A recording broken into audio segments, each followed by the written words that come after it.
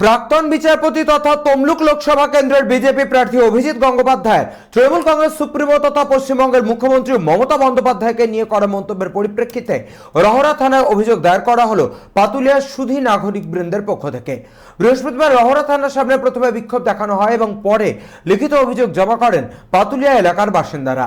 সংবাদ মাধ্যমের মুখোমুখি হয়ে আশিস চক্রবর্তী জানান তারা অভিজিৎ গঙ্গোপাধ্যায়ের আইন অনুযায়ী শাস্তির দাবি করছেন।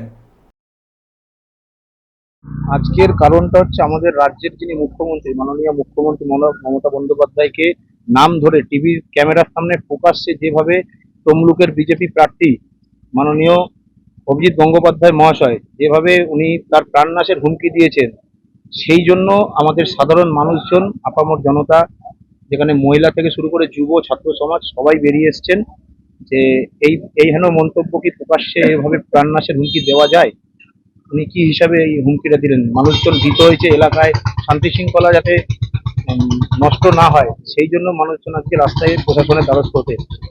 বিচারপতি থেকে এরকম বিজেপি কর্মী হিসাবে দেওয়া যে উনি একজন বিচারপতি ছিলেন, সেই বিচারপতি থাকা অনুযায়ী থাকার পরেও উনি একজন শিক্ষিত মানুষ থাকা সত্ত্বেও উনি যে কিভাবে এই কথাটা বললেন যে মমতা ব্যানার্জির মৃত্যু ঘন্টা বেজে গেছে, এই কথাটা তো আমরা সাধারণ মানুষ মেনে নিতে পারছি না।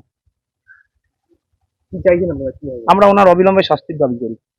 আইনানুগ ব্যবস্থা যেভাবে হয় আইনের দ্বারস্থ।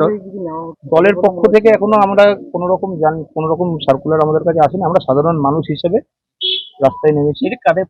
এটা সাধারণ মানুষ, পাতুলিয়া সুধী নাগরিক বৃন্দ। রহরা থেকে সৈকত গঙ্গোপাধ্যায়ের রিপোর্ট, চ্যানেল 24/7।